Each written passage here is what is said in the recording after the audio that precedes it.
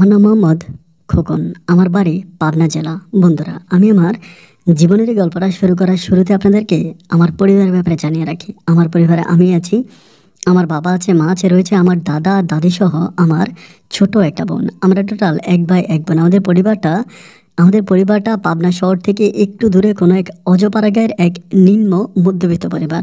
আমার বাবা পেশায় একজন প্রবাসী। আমার বাবা প্রথমত একজন ব্যবসায়িক ছিল। আমাদের এলাকাতে আমার বাবার বিশাল একটা মুদির দোকান ছিল। আমার বাবা যথেষ্ট পরিমাণের উদার মনের মানুষ। বাবা যথেষ্ট ইমোশনাল। গ্রামের মানুষ যখনই কোনো বিপদে পড়তো, অভাব অনটনে পড়তো, দৌড়িয়ে আমার বাবার মুদি দোকানে চলে যেত। আর আমার বাবা টাকা না নিয়েই মানুষকে মালামাল দিয়ে দিত আর বাকির খাতায় তালিকা রাখতো। দেখা যায় বাকির খাতা ভরতে ভরতে একটা সময় এমন হয়ে গেল যে বাকির খাতার ভিতরে ঢুকে গেল আমার বাবার ব্যবসার সমস্ত পুঁজি। বাবা তখন কোম্পানিদেরকে টাকা দিতে পারতেছিল না। একটা পর্যায়ে জায়গা বিক্রি করে কোম্পানিদেরকে টাকা দিয়ে বাবা তখন দোকানটা বন্ধ করে দেয়। পরিশেষে পড়ে যায় মহা ঝামেলায়। ঠিক ওই মুহূর্তে আমার মা তখন নানু বাড়ি থেকে কিছু জায়গা বিক্রি করে এনে আমার বাবাকে দেয়। সেই টাকা দিয়ে আমার বাবা তখন বিদেশ যায়। আমি যখন ছোট ছিলাম তখনই ঘটে আমাদের পরিবারে এমন একটা ঘটনা। বাবা বিদেশ যাওয়ার পরে হাড়ভাঙা পরিশ্রম করে, কিন্তু আমার বাবা সে পরিমাণের বেনিফিট পায় না।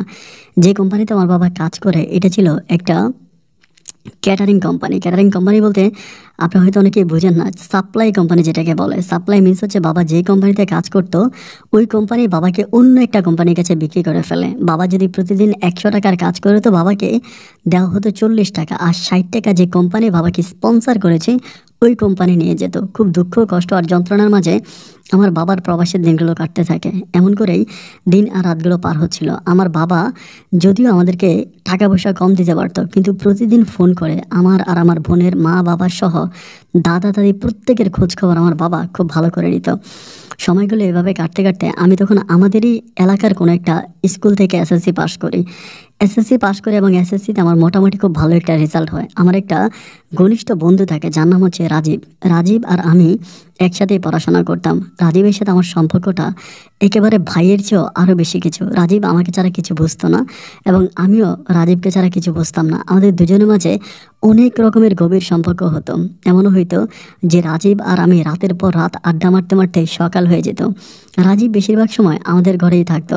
আমাদের ঘরটাকে সে নিজের ঘর মনে করতো। আমার মাকে রাজীব মা ডাকতো। রাজীবের সাথে আমার সম্পর্কটা বন্ধুত্বের মতো হলেও তবে রক্তের সম্পর্কের চেয়ে ছিল আরও বেশি কিছু। দিন আর রাতগুলো এভাবে পার হতে হতে আমরা তখন দুজনেই কলেজে পড়তাম। এমন সময় রাজীবের মা তখন হঠাৎ করে সিদ্ধান্ত নিল যে রাজীবকে বিয়ে করাবে। রাজীবকে বিয়ে করানোর কারণটা হচ্ছে এইটা যে রাজীবের মা নাকি স্বপ্নে দেখতে যে ওনার ছেলেকে নাকি একদল লাইক হচ্ছে ভূতেরা বা জিনেরা এরকম করে ওনার ছেলেকে নিয়ে যায়। উনি প্রতি রাতে এই স্বপ্নগুলো দেখতো। ওনার ছেলেকে আজকে নিয়ে যাচ্ছে, কালকে নিয়ে যাচ্ছে, এমন করে স্বপ্ন দেখতে থাকতো। তো এটা দেখার পরে উনি তখন বিভিন্ন বড় বড় কবিরাজদের সাথে ব্যাপারটা নিয়ে আলাপ করে যে আমি প্রত্যেক দিন কেন এরকম ভয়ঙ্কর স্বপ্ন দেখি। ওই কবিরাজগুলো তখন ওনাকে বলে যে একটা কাজ করেন, আপনার ছেলেকে আপনি বিয়ে করাই দেন, কারণ আপনার ছেলের উপরে কিছু দুষ্ট জিনের নজর পড়েছে। জিন বলতে পরীরা, ওই পরীরা আপনার ছেলেকে ঠিক যে কোনো সময় নিয়ে যেতে পারে। এই জন্য আপনি আপনার ছেলের বিয়ে করাই দেন। যদি বিয়ে হয়ে যায় তাহলে পরীদের নজর আপনার ছেলের উপরে আর থাকবে না। এমন সিদ্ধান্ত যখন হচ্ছে হুজুর মনীষীরা দিল, তখনই হচ্ছে রাজীবের মা সিদ্ধান্ত নিল যে রাজীবকে বিয়ে করাবে। ওই সময় এদিক সেদিক বিভিন্ন দিকে রাজীবকে বিয়ে করানোর জন্য মেয়ে খুঁজতেছে। তো রাজীব তখন আমাকে একটা কথা বলল, বন্ধু তোর কাছে আমার একটা রিকোয়েস্ট আছে। আমি তখন বললাম কি? ও বলে তুই আমার খুব ঘনিষ্ঠ বন্ধু, আমার এলাকাতে চলাফেরা করিস, সব রকম সম্পর্ক তোর মাঝে আছে, কিন্তু আমার বিয়ের ব্যাপারটা তুই কারো কাছে বলবি না। রাজীব আমাদের পার্শ্ববর্তী গ্রামের ছেলে ছিল। তো আমি তখন বললাম যে এটা কেমন কথা বলতেছিস, তুই বিয়ে করবি আর এটা আমি মানুষকে বলবো না? না বলার কি আছে? ও বলে না তুই বলিস না, আমি একটা ছোট মানুষ, মাত্র কলেজে পড়াশোনা করি, এখন বিয়ে করে ফেলবো তাহলে সবাই আমাকে বিয়েতে মনে করবে, বয়স্ক মনে করবে, তো এই জন্য তো এটা হতে পারে না। সো আমি তোর কাছে রিকোয়েস্ট করি, তুই যদি ব্যাপারটা জানিস, আমার ঘনিষ্ঠ বন্ধু, তুই ব্যাপারটা কাউকে বলিস না। আমি তখন বললাম, আরে বউকা তুই বলিস কি? তা আমি না বললে কি হবে? তোর বিয়ে হবে, ঢোল বাজবে, বাদ্য বাজবে, তো এটা এলাকার সবাই জানবে না? আমি না বললেই কি এটা ঢাকা থাকবে নাকি? ও আমাকে বলে না ঢাকা থাকবে না, সেটা ঠিক আছে, সবাই জানবে তাও ঠিক আছে, কিন্তু একটা ব্যাপার হচ্ছে কি আমি এখানে একটা কৌশল অবলম্বন করেছি। ও বলে, আমি তখন বললাম কিসের কৌশল? ও আমাকে বলে, আমার নানু বাড়িতে আমার মা আমার জন্য একটা মেয়ে ঠিক করছে। আমি মায়ের কাছে রিকোয়েস্ট করে বলেছিলাম যে মা আমি যে ওই মেয়েটাকে বিয়ে করব এবং আমার নানু বাড়িতে বিয়ে করব, এই ব্যাপারটা আমি কাউকে জানাবো না। এই ব্যাপারটা আমি কাউকে জানাবো না এবং আমার এলাকাতেও কাউকে তুমি জানাইতে পারবা না। কারণ আমি এখন পড়াশোনা করতেছি, আমি মোটামুটি মানে এখন অনেক বেশি ছোট, সো আমি এখন বিয়ে করতেছি, এটা সবাই জানবে, আমার খুব লজ্জা লাগে। এই জন্য নানু বাড়িতে গোপনে গোপনে আমি মেয়েটাকে বিয়ে করবো এবং মেয়েটাকে আমি এখন উঠে আনবো না, 1-2 বছর পরে তারপরে উঠে আনবো। আমি তখন রাজীবকে বললাম যে তোর বিয়ে নিয়ে তোর লুকোচুরি করার দরকার কি, কোনো ঘটনা আছে নাকি? আমাকে বলে না কোনো ঘটনা নাই, বাট আমার এটুই মানে আমার ভালো লাগে না। আমি তখন বললাম যে ঠিক আছে বাবা, তুই বিয়ে করবে চুরি করে, তাহলে তুই কর, আমার তো আপত্তি নেই। এবং ওর ওই প্রস্তাবে রাজীবের মা বাবা দুজনে মেনে নিল। রাজীবের বাবা কিন্তু একটা সরকারি চাকরি করতো, একটা সরকারি ব্যাংকে চাকরি করতো এবং মা মোটামুটি গৃহিণী ছিল, বাট অনেক ভালো। রাজীব যথেষ্ট ভালো। এবং রাজীবের আরেকটা ব্যাপার হচ্ছে, রাজীবেরও 1 ভাই 1 বোন। আমার যেরকম একটা ছোট বোন, রাজীবের একটা ছোট বোন, খুব সুখী একটা পরিবার। তো এমত অবস্থা রাজীবের মা তখন তার নানু বাড়িতে মেয়ে ঠিক করে এবং ওইটাই রাজীবকে বিয়ে করাবে। এই নিয়ে রাজীবের মা তখন তার নানু বাড়িতে ঘন ঘন যাতায়াত করতেছে, ওখানে যাচ্ছে, কথাবার্তা বলতেছে, পারিবারিকভাবে মোটামুটি রাজীবের বিয়ে ঠিক। তো রাজীবের যেদিন বিয়ে হবে, মানে রাতের বেলায় বিয়ে হবে, ওই দিন রাজীব আমাকে বলতেছে যে তুই আমার সাথে যাবি, আমাকে এটা বলে। তো আমি তখন বললাম যে যাবো, ঠিক আছে, সমস্যা নেই। তো ও আমাকে বলে সাবধান, কাউকে বলতে পারবে না, ইভেন তোর বাবা মাকেও না, এই এলাকার যদি, কারণ দেওয়ালেরও কান আছে। আমি চাই আমাদের গ্রামে মানে আমার বন্ধু বান্ধবের মধ্যে শুধুমাত্র ব্যাপারটা তুই জানবি, এছাড়া কেউ জানতে পারবে না। তুই যে কোনো একটা অন্যের অজুহাত দিয়ে আমাদের নানু বাড়িতে যাবে এবং আমি ওখানে বিয়ে করবো, তুই ব্যাপারটা পুরো ধামাচাপা দিয়ে রাখবে। আমি তখন বললাম যে আচ্ছা ঠিক আছে, যা তোর কথা মানলাম। পরে আমি মাকে বললাম যে মা, ওই রাজীবেদের নানু বাড়ির ওখানে একটা ক্রিকেট টুর্নামেন্ট আছে, আমি ক্রিকেট টুর্নামেন্টটা দেখতে যাবো, রাতে আমি ওই রাজীবের নানু বাড়িতে থাকবো, কালকে আসবো এবং ওদের বিয়েটা রাতের বেলায় হবে, এই কথা বললো। তো বলার পরে আমি তখন বললাম যে ঠিক আছে, মানে কথাবার্তা মানিয়ে নিলাম। মানিয়ে নেওয়ার পরে আমি তখন ওইদিকে চলে গেলাম, মানে ওখানে গেলাম রাজীবের নানু বাড়িতে। রাজীবের নানু বাড়িতে যাওয়ার পরে ওইখানে রাজীবের বিয়ের কাজ কমপ্লিট হলো। আলহামদুলিল্লাহ, পারিবারিকভাবে খুব সুন্দর করে বিয়ের অনুষ্ঠানটা হলো, ছোটোখাটো করে যতটুকু পারে।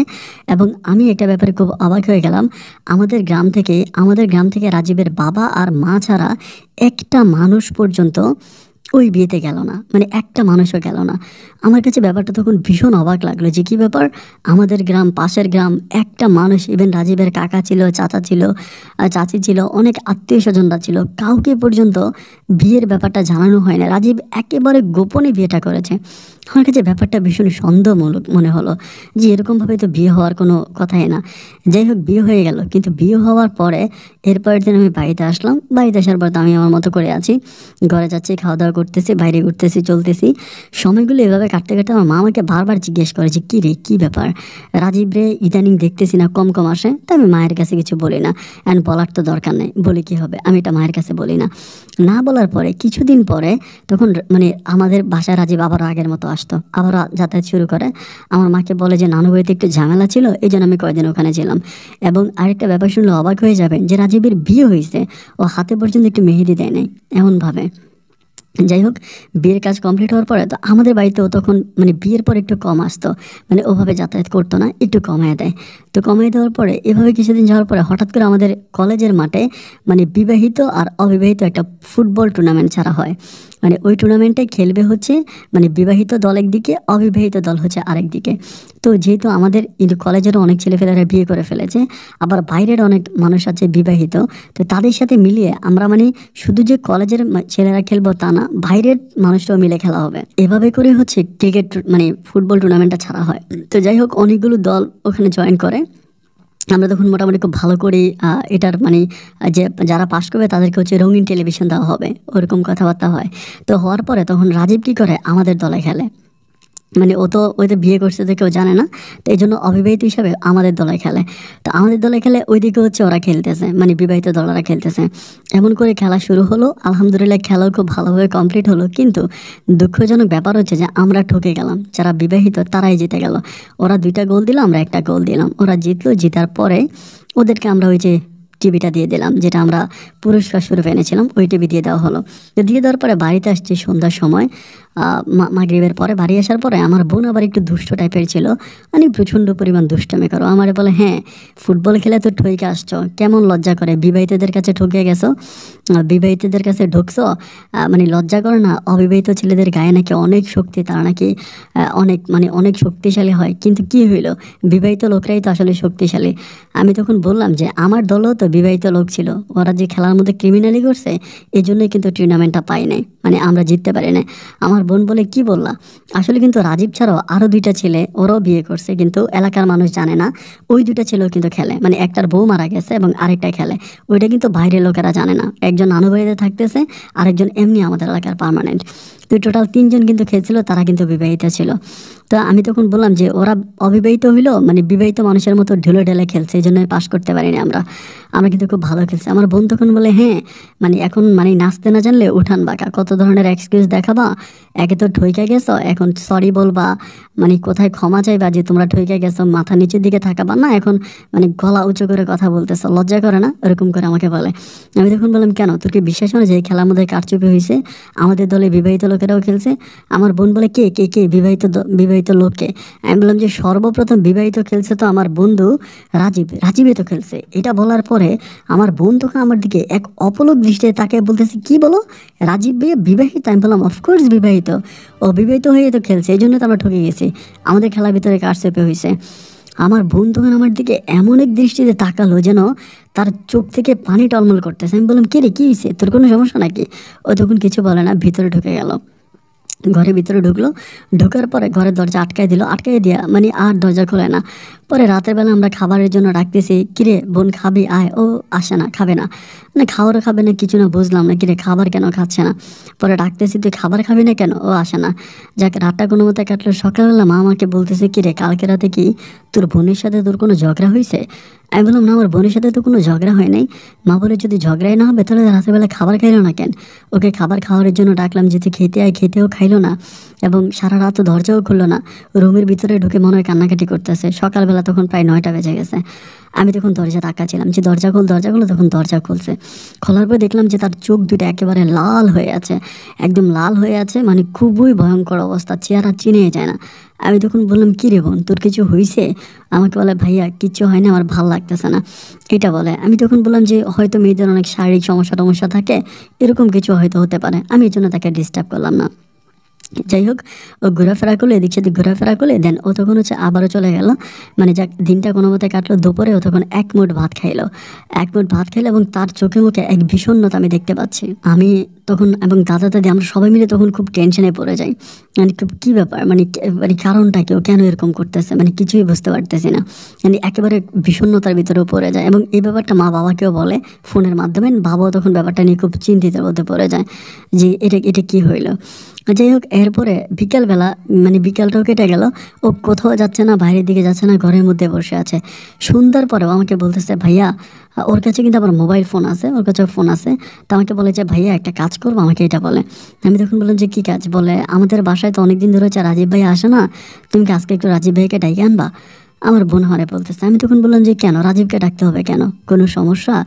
ও আমাকে বলে না কোনো সমস্যা না, তুমি একটু রাজীব ভাইকে ডেকে আনো না।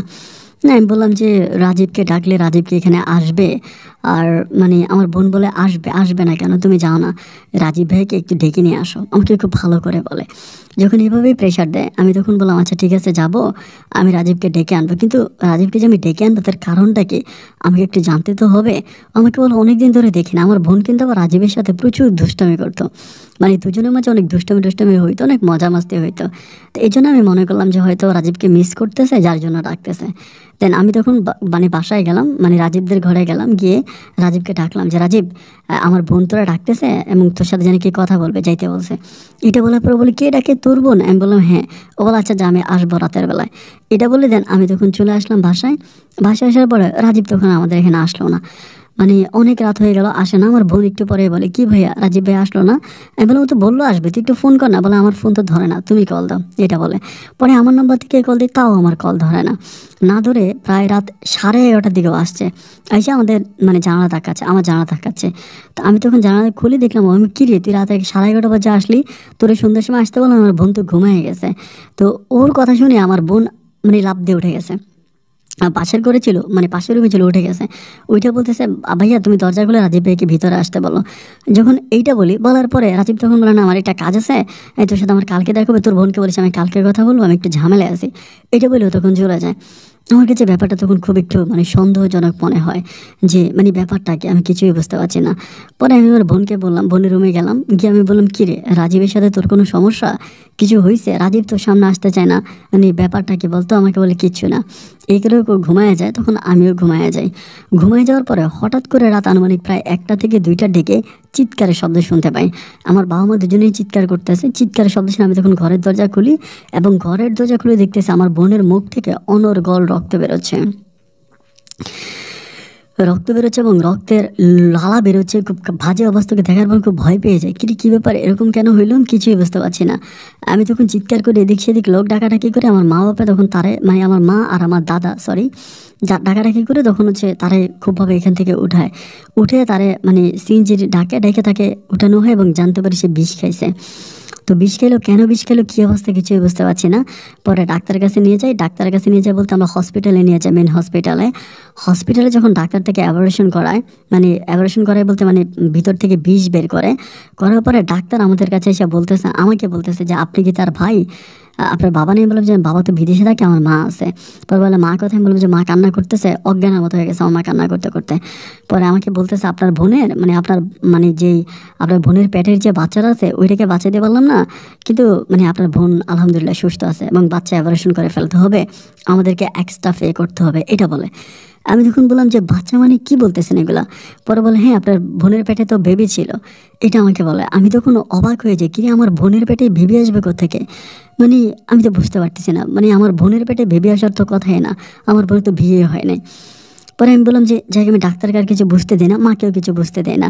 পরে ডাক্তার কী করলো, বাচ্চাটা অ্যাবরেশন করাইলো এবং তার পেট থেকে বিষও নির্গত করে 2 দিনের মতো হসপিটালে ভর্তি ছিল।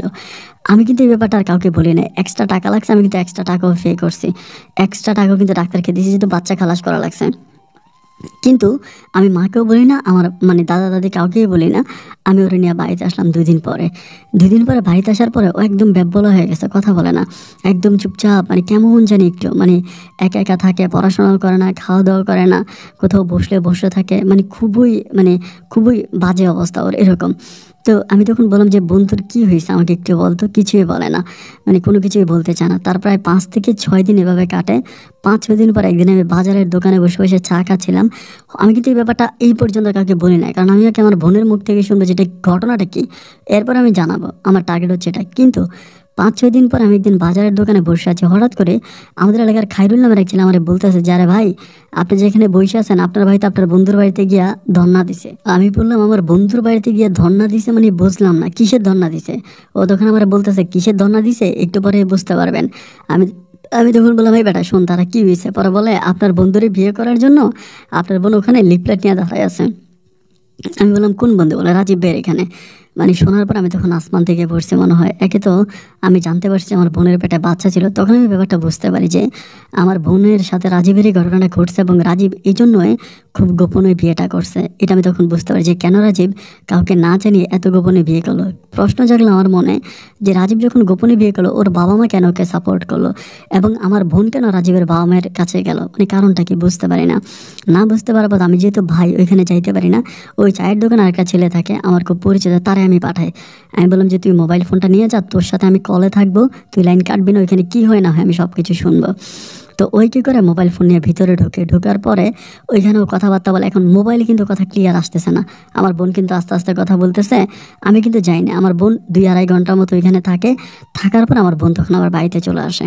তো ওই ছেলেটা আবার ওই আমার বোন আমার রাজীবের বাড়ি থেকে আসে। রাজীব কিন্তু তখন বাড়িতেই ছিল। আসার পরে আমি তারে বললাম যে কী অবস্থা, কী হয়েছে বলতো?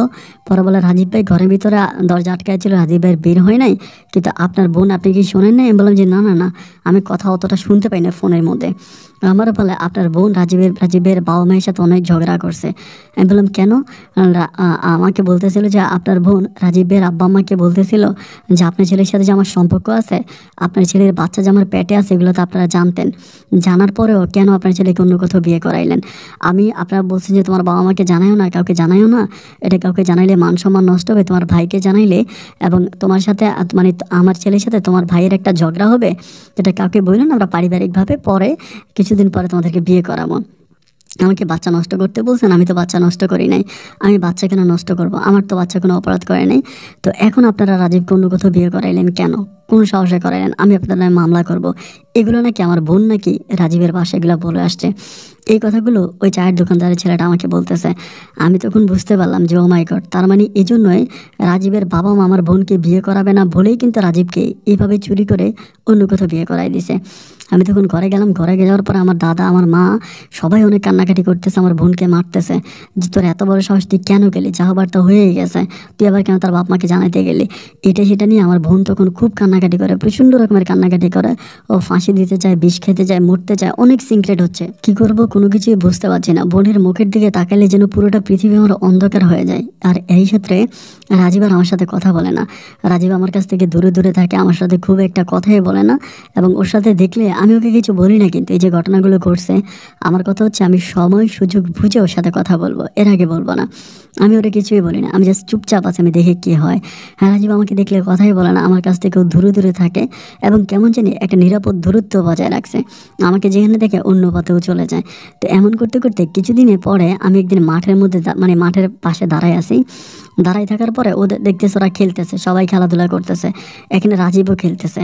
তো রাজীবের বিপক্ষে আরেকটা ছেলে, মানে রাজীব যে পক্ষে, আমরা কিন্তু আমাদের এলাকাটা একদম ফুটবল খেলার এলাকা ছিল, আমরা প্রচুর ফুটবল খেলতাম, মানে পোলাপান সবাই মিলে আমরা ফুটবল খেলতে খুব পছন্দ করতাম।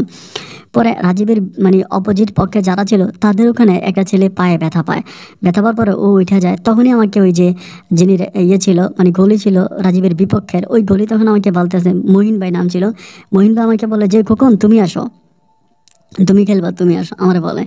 আমার তখন টার্গেট হচ্ছে যে আমি খেলবো, কিন্তু এমন জোরে রাজীবের এমন একটা জায়গায় লাথি মারবো, মানে ওরে আমি তো অন্য কোনোভাবে মারতে পারবো না, এই খেলার উসিলায় আমি ওরে মারবো। মানে এমন একটা মানে মানে আমি এরকম একটা ঝামেলা করি, মানে এরকম একটা কিছু করব এই বইলে আমি তখন খেলার মাঠে নামি। খেলার মাঠে নামার পরে খেলতেছি খেলতেছি খেলতেছি, আমি শুধু আমার টার্গেট রাজীবের দিকে, যে আমি ওরা পাইলে বল পাই, মানে ওর সাথে বলটা পাইলে আমি ওর মানে এমন জায়গায় লাথি মরে যাতে সাথে মরে যায়, এমন মানে এমন প্রতিশোধ নিয়ে আমি তখন মাঠে নামি। খেলার একটা পর্যায়ে দেখলাম যে মানে ও আমারে ল্যাং মারে, আমি ওরা মারার আগে ও আমারে ল্যাং মেরে ফেলাই দেয়। যখন ল্যাং মারে আমি পড়ে যাই, আমার মাথার মধ্যে তখন আমি খুব ইনজুরি, খুব আঘাত পাই। আঘাত পাওয়ার পরে ওইখানে হায়দার নামের একটা ছেলে ছিল আমাদের ওইখানে, হায়দার ভাই একটু মানে মোটামুটি বড় আছে। হায়দার ভাই তখন যে রাজীব রে ধরে, রাজীব বল নাই কিছু নাই, তুমি খোকন রে এভাবে লাথি মারলা কেন, এটা বলে। তো ওই হায়দার ভাইয়ের সাথেও গরম হয়ে যায়, যাই মিয়া লাথি মারছি, মানে আমি তখন হায়দার ভাইয়ের পক্ষ নিই, খোকন তুই তো লাথি মারছছে। এই কথা বলার পরে খোকন বলার আমি তোরা লাথি মারি নাই, মানে আমি তোরা ল্যাং মারি নাই। এটা নিয়ে তর্কাতর্কের একটা পর্যায়ে তখন ওই ভাই মানে হায়দার ভাই তখন তার একটা ধাক্কা দেয়, ধাক্কা দিলে ও তখন করে কি এরকম একটা মোটা বাঁশ নিয়ে এসে হায়দার ভাইয়ের মাথার মধ্যে ভারী দিয়ে দেয়, এবং ভারী দিলে হায়দার ভাইয়ের মাথা দিয়ে রক্ত বেরোয়। হায়দার ভাই খুব গরিব মানুষ ছিল, উনি ভ্যান গাড়ি চালাইতো, একেবারে নিম্নবিত্ত একটা মানুষ।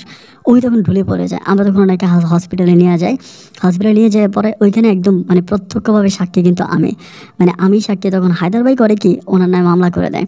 হায়দার ভাইয়ের বাবা মা কী করে রাজীবের নামে মামলা করে দেয় যে আমার ছেলের মাথা ফাটাই দিচ্ছে, এমনি আমরা থানায় গিয়ে একদম ডাইরেক্ট মামলা করে দেয়। এখন সাক্ষী দিয়ে দেয়, মূল সাক্ষী দেয় আমাকে, আমি মূল সাক্ষী। তা যখন আমাকে মূল সাক্ষী দেয় আমি তখন চিন্তা করি, আরে বেটা আমি তো তোরে ফাঁসামো, এবং এমনভাবে তোরে ফাঁসামো তুই যাতে সারা জীবনের জন্য জেল থেকে বেরোতে না পারস। এই কথা বইলে আমি তখন প্ল্যানিং করি, আমি তো এভাবে বসে আছি। বসে থাকার পরে আমাদের বাড়ির আরেকটা মেয়ে আছে সীমা নামের, তো সীমা মেয়েটা তখন আমাকে ডাকতেছে, মানে আমার বোনকে আমার মাকে দিয়ে আমাকে ডাকতেছে যে আন্টি আপনার ছেলেরে বলেন একটা আমাদের বাড়িতে আসতে। সীমা এই কথা বলতেছে, আমাদের পার্শ্ববর্তী বাড়ির।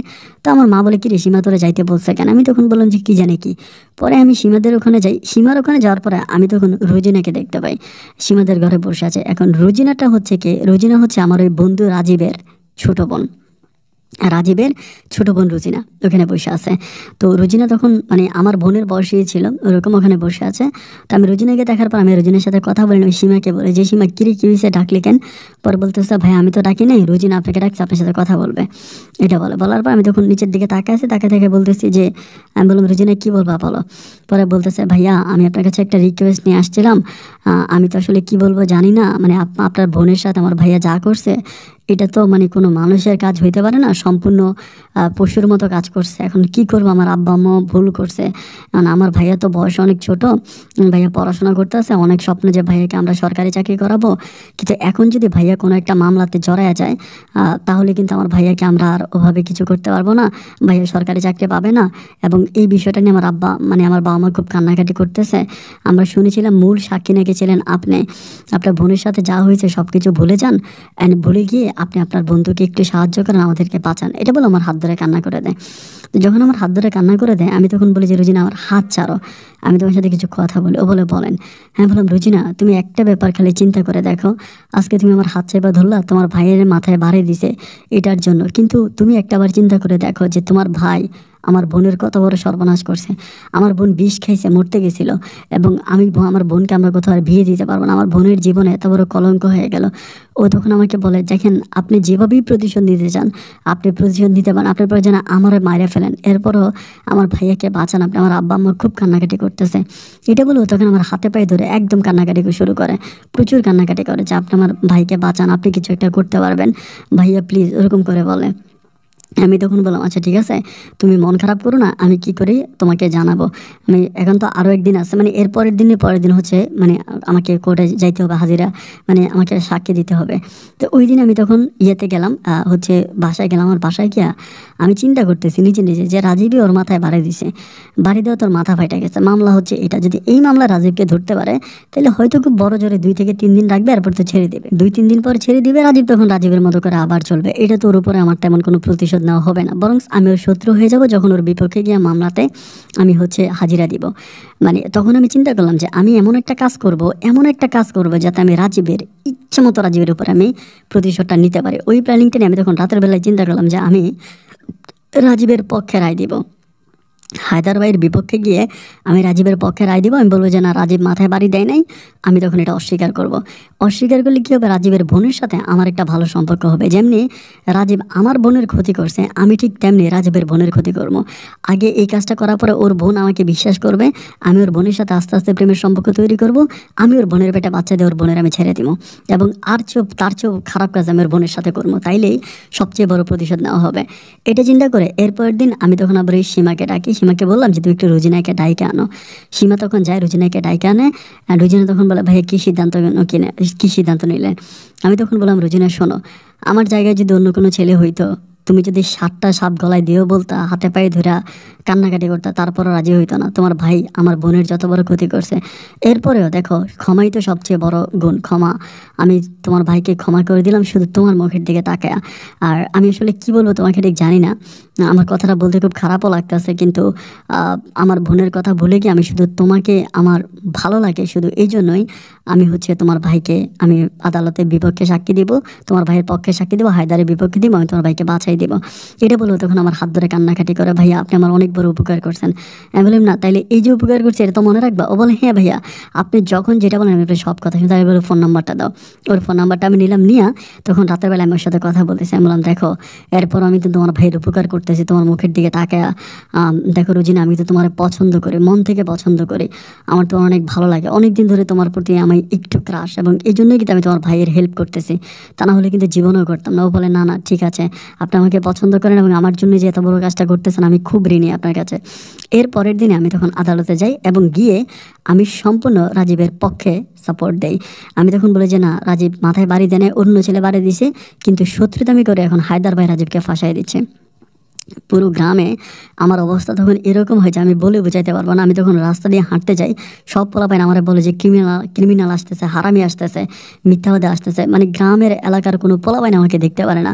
আমার নামটা তখন মীর জাফরের খাতায় উঠে যায়, মানে একজন আরেকজনকে দিয়ে উদাহরণ দেয়, আরে বেটা তুই তো পুরো খোকন হয়ে গেছস। ধরেন কেউ মীর জাফরি করছে, কিছু করছে, বেইমানি করছে, তখন পুরোপুরি বলে যে এই দেখ তুই তো খোকন হয়ে গেলি, তুই তো বেটা পুরোপুরি খোকন হয়ে গেলি। মানে সব ব্যাপার আমাকে এমনভাবে ফাঁসাই দেওয়া হয় প্রতিটা ব্যাপারে, মানে সবাই মিলে আমাকে নিয়ে খুবভাবে হচ্ছে টানাহেঁচড়া করা হচ্ছে। এতে রাজীব আমার সাথে সম্পর্ক ভালো হয়ে যায় যে আমি ওর পক্ষে সাপোর্ট দিছি। রাজীব আমাকে বলে আমার হাতে পায়ে ধরে কান্নাকাটি করে বন্ধু দেখ আমি যৌবনের মোহে পড়ে কাজটা করে ফেলছি, তুই আমার মাফ করে দে, তোর বোনের বিয়ের জন্য যত টাকা লাগে যা খরচ আমি সব কিছু দেবো, এখন আমি কি করবো, তুই আমার মাফ করে দে, আমি যৌবনের মোহে পড়ে করে ফেলছি। আমি তখন বলছি যা বেটা সমস্যা নাই, আমি তোরে ক্ষমা করে দিছি, কিন্তু আমার ভিতরের তো রয়ে গেছে। এইবার আমি ওর বোনের সাথে রাজীবের বোনের সাথে যাই কথা বলি, এমন করতে করতে প্রায় মাসখানেক যাওয়ার পরেই মোটামুটি রাজীবের বোনের সাথে আমার একটা সম্পর্ক হয়ে যায়। বলতে রাজীবের বোন এবার আমার সাথে কথা বলে, আমিও তার সাথে কথা বলি, যেটা আমি তার ভাইয়ের এত বড় উপকার করছি, তখন থেকে সে আর আমাকে ছাড়া কিচ্ছু বোঝে না। আমি যখন যেটা বলি আমার সব কথা শোনে, আমি যখন যেখানে যাইতে বলি আমার সাথে চলে যায়, এবং রাজীবও আর এই ব্যাপারটা নিয়ে কোনো কিছু করে না, কারণ রাজীবও বুঝছে যে আমি ওর অনেক বড় উপকার করছি, আমি ওর অনেক ভালো বন্ধু হয়ে গেছি। এবার ওর বোন আমার সাথে যেখানে খুশি সেখানেই যাচ্ছে, আমার সাথে ঘুরতেছে, রেস্টুরেন্টে যাচ্ছে, খাবার খাচ্ছে। মোটামুটি ওর বোনের সাথে আমার খুব ভালো একটা সম্পর্ক হয়ে যায়। সম্পর্কটা এতটাই গভীর হয়ে যায় যে ওর বোন আমাকে ছাড়া কিচ্ছু বোঝে না, আমি ওকে ওকে ছাড়া কিছু বুঝি না। যদিও ওর বোনের মতে মনে হয় যে এটা শুধুমাত্র ভালোবাসা থেকে, কিন্তু আমার মনে ছিল একেবারে সম্পূর্ণ উল্টা। আমার কথা হচ্ছে আমি ওর জীবনও ছাড়বো না, শুধু সময় আর সুযোগের অপেক্ষায় আছি। এমন করে ওর বোনের সাথে আমি একটা গভীর প্রেমের সম্পর্কে জড়াইয়া যাই। আর এরই মাঝে আমার বোনের কিন্তু বিয়ে হয়ে যায়। আমার বোনের অন্য একটা জায়গায় বিয়ে হয়, মানে খুবই নিম্নবিত্ত একটা পরিবারে বিয়ে হয়। যে পরিবারে আমার বোনের বিয়ে হয় ওই পরিবারে যে আমার বোনের বিয়ে হবে এটা আমরা কখনো স্বপ্নেও চিন্তা করতে পারি না। অনেক বড় আশা ছিল আমার বোনকে নিয়ে, কিন্তু সমস্ত আশা ভেঙে গেল এবং একমাত্র শুধুমাত্র রাজীবের কারণে। তো যাই হোক, আমার তখন রুজিনার সাথে প্রেমের সম্পর্কটা এভাবে যাচ্ছে, খুবই গভীরভাবে আমরা দুজনকে ভালোবাসতেছি। এমন করতে করতে আমি শুধু অপেক্ষা আছি কীভাবে আমি ওর বোনের পেটে বাচ্চা দিব, মানে ওর বোনের পেটে আমি বাচ্চা দেবো, এরকম একটা সুযোগের অপেক্ষা আছে। এবং এবং এরকমভাবে কাটতে কাটতে একটা সময় আমি রুজিনার সাথে শারীরিক সম্পর্ক করেও ফেলি, একবার না বেশ কয়েকবার। এবং সম্পর্ক করতে করতে আমি কোনো সময় কোনো প্রোটেক্ট নেই না, কোনো কিছু ইউজ করি না। আমিও চাই যে বাচ্চা হলে আমি এলাকাতে এটা খুব কঠিনভাবে হচ্ছে আমি ফাঁসাই দেব। এমন করে একটা পর্যায়ে আমি তখন কি করে ওর বোনকে আমি প্রেগনেন্ট বানাই ফেলি, রুজিনা তখন বাচ্চা কনসেপ্ট হয়ে যাওয়ার পরে এটা এখানে আরও কিন্তু প্রায় এটা 1-2 বছর পরের কথা আমি বলতেছি, মানে 1-2 বছর পরে এর মাঝে কেটে যায়। কিন্তু মোটামুটি আমার বোনের ব্যাপারটা সবাই ভুলে যায়, রাজীবের পরিবারও ভুলে যায়, আমার পরিবারও ভুলে যায়, এলাকার মানুষও ভুলে যায়। তো তখন ওর বোন যখন প্রেগনেন্ট হয়, মানে বাচ্চা কনসেপ্ট করে, এখনও আমাকে বলতেছে যে তুমি আমাকে বিয়ে করো, অ্যান্ড আমাকে বিয়ে করো, এটা সেটা আমাকে অনেক কিছু বলে যে আমাকে বিয়ে করো, বা আমার তো এখন বাচ্চা। আমি তখন বললাম যে ঠিক আছে আমি তোমাকে বিয়ে করবো, অ্যান্ড বিয়ের আগে তোমার পেটে বাচ্চা হয়েছে। আমি তখন এই ব্যাপারটা 1-2 করে করে জানাবো। তখন আমার একটা চ্যানেল থাকে, আমি তখন ওই রাজীবের সাথে চলাফেরা করি, আমার গ্রামের আরেকটা চ্যানেল থাকে 5-6 জনের মতো। ওই চ্যানেলে আমি তখন ব্যাপারটা বলি যে দেখ এমন এমন ঘটনা, আমি কিন্তু ওর বোনের প্রেগনেন্ট বানাইছি, এখন ওর বোনের পেটে কিন্তু আমার বাচ্চা আছে। ওই যেরকম আমার বোনের উপর প্রতিশোধ নিয়েছে, আমি ওর বোনের উপরে প্রতিশোধ দিব। আমি এখন এলাকাতে সবার কাছে বইলা দিব যে আমার বাচ্চা ওর বোনের পেটে, এরপরে ওর বোন ফাঁসি দিয়ে মারা যাবে। এটা বলার পরে আমার এলাকার বলাবেন তখন আমার বলতেছে ভাই আপনি তো পুরো মূর্খ, আমরা তো আপনার শিক্ষিত মনে করছিলাম, আমার মাথায় তো আসলে কোনো বুদ্ধি নেই। আমারে বলে, আমি তখন বললাম ধুর বেটা কী বলিস বুদ্ধি নেই মানে? ওই বলে ভাই আপনি তো নিজের গলায় নিজে মানে ফাঁসির মালা লয়ে লইছেন। আমি তখন বললাম কীভাবে? ও তখন বলে আপনার বোন যখন রাজীবের ঘরের সামনে প্রেমিকা মানে দাবি করছিল তখন কিন্তু আপনার বোনের পেটে বাচ্চা ছিল না।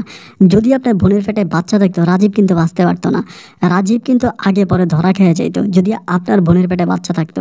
কিন্তু আপনি যার সাথে প্রেম করছেন, যার পেটে আপনি বাচ্চা দিয়েছেন, তার পেটে কিন্তু বাচ্চা এখনও আছে। এখন যদি আপনি দূরের কথা ওই মাইয়াও যদি থানায় গিয়ে বলে যে বিয়ে না করে তার পেটে আপনি বাচ্চা দিয়ে দিয়েছেন, তাহলে কিন্তু ভাই আপনি মরছেন। আমি তখন বলি আর মানে কি? আমি তো ভালোর জন্য করলাম, তো খারাপ হয়ে গেল। ও বলে খারাপ মানে পুরোই খারাপ, এখন আপনার বাঁচার কোনো লাইন নেই। এই মেয়ে যদি কোনোভাবে থানায় গিয়ে একবার বলে যে তাইলে কিন্তু আপনি তারা আরও ফাঁসবেন, বিয়ে তো করবেন মান সম্মান আরও যাইব। আমি তখন বলি তাইলে পোলাপানি তখন বলে যে একটা কাজ করে নাকি এই মেয়ের বুদ্ধি দেন যাতে বাচ্চা নষ্ট করে ফেলে, অ্যান্ড বাচ্চা নষ্ট করার পরে অন্য যা কিছু করার আপনি ওরে নিয়ে আরও পোলাপানি নিয়ে তারা মারেন কাটেন যাই করেন, প্রয়োজনে তারা আটকায় তার বাইরে ধরে পিটা দেন, কিন্তু বাচ্চা নষ্ট করে ফেলেন। বাচ্চা নষ্ট না করলে কিন্তু আপনি বিপদে পড়বেন। আমি তখন আমার এলাকার পোলাপানের কথা শুনে ভাবলাম যে আরে ওরা তো ঠিকই বলতেছে, আমার তো ওর পেটের বাচ্চা নষ্ট করতে হবে না, তো আমি আরও বিপদে পড়বো। এরপর আমি কী করলাম, ওর বোনেরে বলতেছে মানে রুজিনারে বলতেছে রুজিনা যা হবার তো হয়েছে, একটা কাজ করো, তুমি পেটের বাচ্চাটা নষ্ট করে ফেলো, বাচ্চাটা নষ্ট করো, বাচ্চাটা নষ্ট করো। ও তখন বলে কেন আমি বাচ্চা কেন নষ্ট করবো, আমার বেবি তো কোনো অন্যায় করে নাই, আমি বেবিকে কেন নষ্ট করবো? আমি বললাম যে না দেখো আমরা তো কোনো বিয়ে করি নাই, অ্যান্ড বিয়ে না করে যদি বাচ্চাটা তোমার পেটে থাকে তাহলে এটা কেমন দেখে না, তুমি বাচ্চা নষ্ট করে ফেলো। আমাকে বলে না আমি তো বেবি নষ্ট করবো না। যতই তারে বলি বেবি নষ্ট করার জন্য, ও বেবি নষ্ট করে না। পরে এলাকার বলা ভাই আমরা বলতেছে ভাই বাচ্চা যেহেতু নষ্ট করতেছে না, ওরে আপনি কোথাও ডাইকা আনেন, আমরা সব মিললাম মাইরা ওর হাত মুখ ভাইন্দা হসপিটালে নিয়ে এরপর ওর বাচ্চা খালাস করবো, তারপরে তার ভাইরে নিয়ে কুত্তার মতো পিটামো।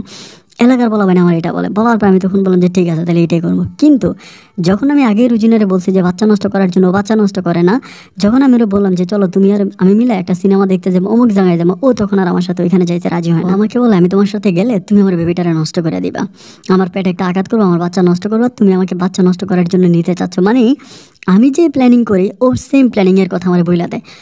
আরে কি রে বাবা, ও এখন আর আমার সাথে দেখা করতে রাজি হয় না, শুধু আমার সাথে ফোনে কথা বলে এবং ফোনেও আমাকে টাইম দেয় যে আমি তোমাকে 1 সপ্তাহ টাইম দিলাম, 1 সপ্তাহের মধ্যে হয় তুমি আমাকে বিয়ে করবে, না হয় আমি তোমার বাসায় গিয়ে উঠবো, আমাকে এটা বলে। আমি তখন পড়ে যাই মহা গণ্ডগোলে, এই আল্লাহ এখন আমি কী করবো, মানে কার কাছে যাবো, কারে কী বলবো, আমার মাথায় তো এখন কিছুই আসতেছে না। আমি তখন এত পরিমাণে টেনশনে পড়ে যাই, আমি প্রতিশোধ নিতে গিয়ে তো নিজেই প্রতিশোধের ফাল্লায় পড়ে গেলাম।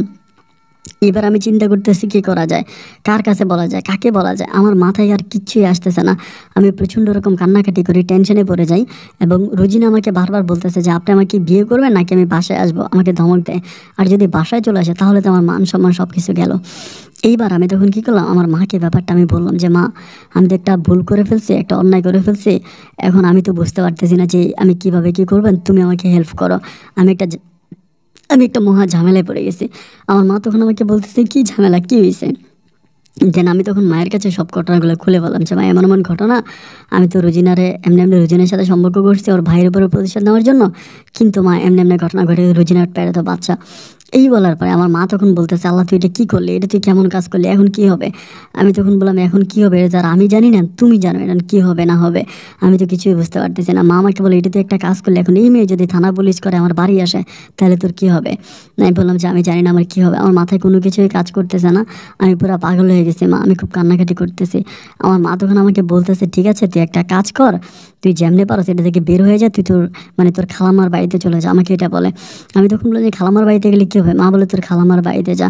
পরে আমি আমার খালাম্মার বাড়িতে চলে যাই। খালাম্মার বাড়িতে যাওয়ার পরে আমার মা বাবার সাথে কথা বলে বলতেছে ছেলেতে এমন এমন ঘটনা ঘটাইছে, এখন ওরে কিছু একটা করেন, তা না হলে তো মেয়ে বাড়িতে চলে আসবে। আমি খালাম্মার বাড়িতে যাই, রোজিনা আমার কল দেয়, আমি বললাম যে আমার খালাম্মার অপারেশন হবে, আমি খালাম্মার নিয়ে দৌড়াদৌড়ি করতেছি, আমার খালাম্মার অবস্থা খারাপ, আমি চলে আসবো। মানে এই কথা বলে আমি জাস্ট রোজিনাকে ঠান্ডা করতেছি। এবং রোজিনা বলতেছে বেবি বড় হয়ে যাচ্ছে, বাচ্চা বড় হয়ে যাচ্ছে, তুমি এটার কিছু করবা না, এটা কেমন কথা হইলো, এই সেই বলেও আমাকে অনেক কথা বলতেছে। আমি বললাম তুমি টেনশন করো না, তুমি জাস্ট একটু ওয়েট করো, আমি সব কিছু আমি ঠিক করতেছি, একটু অপেক্ষা করো, এটা বলি। তো জাস্ট আমার টার্গেট হচ্ছে যে কিছু না কিছু একটা তো হবে না, এমন অবস্থা। তো এরপরে কি হলো, আমি তখন কী করলাম, খালামার বাড়িতে 3 দিনের জন্য আমাকে, মানে 3 দিনের মধ্যে আমার পাসপোর্ট রেডি করা হলো। 3 দিনের মধ্যে আমার পাসপোর্ট রেডি করা হলো। ইমিডিয়েটলি আমার বাবা আমার জন্য ভিসার ব্যবস্থা করলো। বাবা আমার জন্য ভিসার ব্যবস্থা করলো যে আমাকে চলে যেতে হবে, আমি থাকতে পারবো না। বাবা মা তখন হচ্ছে, মানে বাবা কাতারে থাকতো, বাবা তখন হচ্ছে আমাকে কাতারে নিয়ে গেল। মানে অল্প কয়েকদিনের ভিতরে ভিসা প্রসেস করে বাবা আমাকে নিয়ে চলে গেল। আমি তখন কাতারে চলে গেলাম, এলাকার কাউকে জানাইলাম না। আমি কাতার চলে যাওয়ার পরে আমি তখন আমার এলাকার লোকদের মাধ্যমে, বিভিন্ন ফ্রেন্ড সার্কেলের মাধ্যমে কথা বলে জানতে পারি যে রোজিনার বাবা মা নাকি রোজিনা আমাদের বাড়িতে চলে আসছে, এসে চিল্লা ফিল্লা করছে, কান্নাকাটি করছে, অ্যান্ড সবাই মিলে নাকি রোজিনাকে মারছে, মাইরা টাইরা। এরপরে হচ্ছে রোজিনার মানে বাবা মা দুজনেই মারছে রোজিনাকে, ভাইও মারছে, সবাই মাইরা পরে এরা তার জোর করে রোজিনার বাচ্চা নষ্ট করাইছে, এবং রোজিনা নাকি এখন পাগলের মতো হয়ে গেছে, খাওয়া দাওয়া করে না, ঘুমায় না। আমি তখন বলি যে তাইলে আমার প্রতিশোধ নেওয়া হয়েছে, আমি তো প্রতিশোধের অপেক্ষায় ছিলাম, প্রতিশোধ আমার নেওয়া হয়ে গেছে, আর আর কোনো রকমের কিছু নাই, প্রতিশোধ নেওয়া হয়েছে। আমি তখন ওর উপরে প্রতিশোধ নিয়ে নিয়েছি। আমি তখন আলহামদুলিল্লাহ আমি রিল্যাক্স, আমি ভাবি যে তোর ভাই আমার যেরকম ক্ষতি করছে আমি তোর সেম ক্ষতিটাই করে দিলাম। এমন করে আমি আমার মতো করে বিদেশ করতেছি, আমি আর দেশে যাই না। এই দেশে যাই না প্রায় 2 বছরের মতো কেটে যায়। 2 বছরের মতো কেটেছে, আমি বাড়িতেও যাই না, কারো কোনো খোঁজ খবর নিই না, কারোর সাথে কোনো কথাও বলি না। মানে আমার পরিবারের সাথে কথা বলি, আদার্স কারোর সাথে কথা বলি না। এমন করে সময়গুলো কাটতে কাটতে তখন রোজিনা একটা ফেসবুক অ্যাকাউন্টে আমি রোজিনার একটা ছবি দেখতে পাই, এবং খুবই ইমোশনাল কিছু স্টোরিও লেখে সবসময়, মানে জাস্ট লেখে মনের যে কথাগুলো, এগুলো মানে ওর ফেসবুক আইডিতে লেখে। খুবই ইমোশনাল কিছু স্ট্যাটাস দেয়, যেগুলো দেখার পরে খুব খারাপ লাগে। মানে নিজের ভিতরের কথাগুলো, অনেক কথাবার্তাও লেখে এগুলো পোস্ট করে। আমি আবার বিদেশ থেকে পোস্টগুলো ফলো করি, এবং অনেকেই ওকে বলে যে আপনার ক্ষতি করছে, তার কাছে আপনি কখনোই শান্তি পাবেন না, আপনাকে অনেক আঘাত করবে, এই সেই। এবং জানতে পারি যে বিভিন্ন ভালো ভালো প্রপোজাল আসতেছে ওর জন্য। রোজিনা কিন্তু দেখতে অনেক সুন্দর ছিল, আমার বোনের চেয়ে আরও বেশি সুন্দর। তো অনেক ভালো ভালো বিয়ের প্রপোজাল আছে, নৌবাহিনী থেকে প্রপোজাল আসে, ভালো ভালো গভর্নমেন্ট চাকরি করে, ওরকম প্রপোজাল। ও বিয়ে করে না, ফেসবুকে পোস্ট করে আর নিজের মতো করে থাকতেছে, এবং ও ফেসবুকে এটাই লেখে জীবনে কখনো বিয়ে করবে না, এটা লেখে। তো প্রায় এভাবে 3টা বছরের মতো কেটে যায়, ও বিয়ে শাদিও করে না, এভাবে কাটতেছে। 3 বছর পর আমার নিজের কাছে কেমন যেন আমার নিজেকে অনেক অপরাধী মনে হয়। আচ্ছা, এখানে আরেকটা ব্যাপার, আমি কিন্তু ওই সময় আবার কাতার থেকে সৌদি আরবে চলে যাই, মানে বাড়িতে আসি 3 দিনের জন্য, ভিসা চেঞ্জ করে আবার সৌদি আরবে যাই। এটা কিন্তু আমার খালামার বাড়ি থেকে আমি চলে যাই, রোজিনার সাথে দেখা করি না, সৌদি আরবে যাই। এবার আমি সৌদি আরবে থাকতেছি। তো সৌদি আরবে থাকা অবস্থায় ঘটনাগুলো বলে ওর সাথে ও বিয়ে করবে না। পরে আমার খুব মানে নিজের মনের ভিতরে খুব কষ্ট লাগে যে আমার জন্য একটা মেয়ের জীবন এভাবে নষ্ট হয়ে যাবে, আমার ভিতরে তো খুব খারাপ লাগে। লাগার পরে আমি তখন তাকে একদিন ফোন করি, মানে ওইখান থেকে খুব আমার তার নাম্বার জোগাড় করি, আমি এলাকার লোকের মাধ্যমে নাম্বার জোগাড় করে তাকে একদিন আমি ফোন করি। যখন আমি তাকে ফোন করে তার সাথে কথা বলি, আমি জানি না কেউ বিশ্বাস করবে কি করবে না। ও আমার সাথে এমন করে কথা বলতেছে যেন ও আমাকে, মানে ওর সাথে আমার কোনো রাগ নাই, কোনো ঝগড়া নাই, এবং মানে খুব স্মুথলি খুব সুন্দর করে কথা বলতেছে যে কেমন আছো তুমি, কি করো, মানে কোন দেশে আছো, মানে অনেক কিছু আমাকে জিজ্ঞেস করতেছে। আমি তখন বললাম, রোজিনা, যা হবার তা হয়ে গেছে, এগুলো আসলে এখন তো আর বলে লাভ নাই, বা তুমি কেন বিয়ে করতেছো না, শুনতেছে ভালো ভালো জায়গা থেকে গভর্নমেন্ট ছেলেরা চাকরি করে এরকম প্রপোজাল আসতেছে, তুমি বিয়ে করো না কেন? তুমি বিয়ে করে ফেললে মানে আমার আর কোনো টেনশন লাগবে না, তোমার জন্য আমার খুব খারাপ লাগে। আমাকে বলে, কেন খারাপ লাগবে? শত্রুর জন্য শত্রু তো খারাপ লাগার কথা না, আমার জন্য কেন তোমার খারাপ লাগবে? আমি বললাম, না, খারাপ লাগারই কথা, তুমি বিয়ে করতেছো না কেন? আমাকে বলে, আমি বিয়ে করবো না তো, আমি আমার সারাটা জীবন তোমার জন্য কাটাই দেবো। তুমি আমার উপরে প্রতিশোধ নিতে চাইছিলে না, তুমি তো আমার উপরে প্রতিশোধ নিতে চাইছিলা। আমার ভাইয়া যেরকম তোমার বোনের উপরে প্রতিশোধ নিয়েছে, তুমি তো আমার উপরে প্রতিশোধ নিয়েছিলা। তা আমার ভাইয়ার মাঝে তোমার মাঝে কিন্তু কোনো পার্থক্য রইল না, যে প্রতিশোধ সম্ভব, মানে কুকুর তোমাকে কামড় দিয়েছে বলে তুমি কুকুরেই কামড় দিলা, তাহলে তো কিন্তু তুমি কিন্তু কুকুরের মতো রয়ে গেলা।